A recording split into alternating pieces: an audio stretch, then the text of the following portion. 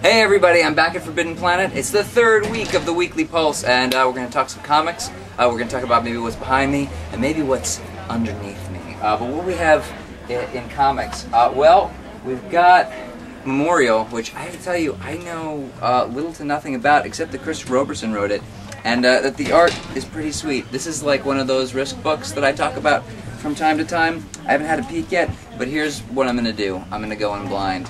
And just based on the look of this art, as I look at it upside down, yeah, I think I'm probably going to be pretty satisfied, and I bet that you will be too.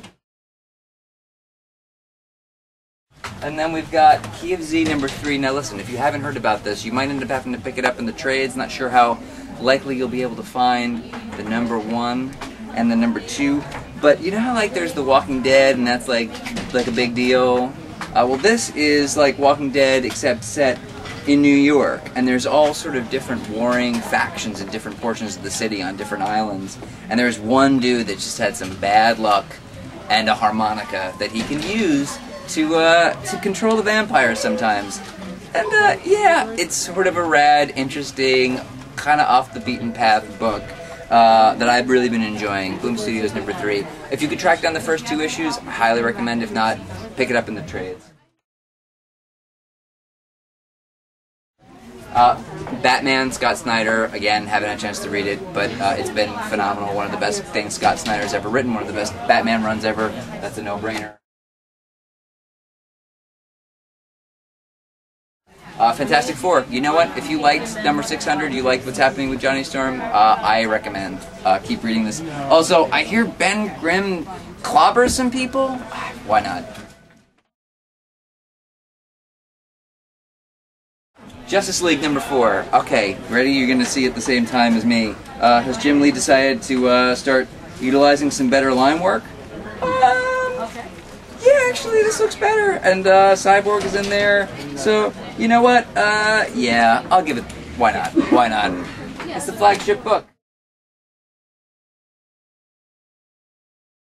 Batman Incorporated. Boom. Guess who's in it? Stephanie Brown.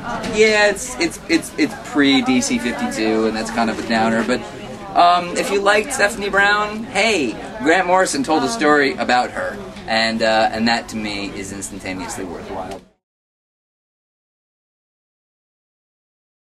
I never buy these books, but this is Grimm, and it's a holiday special, and the only reason I'm telling you to buy it is because my friend Pat wrote the story in here, or at least adapted it.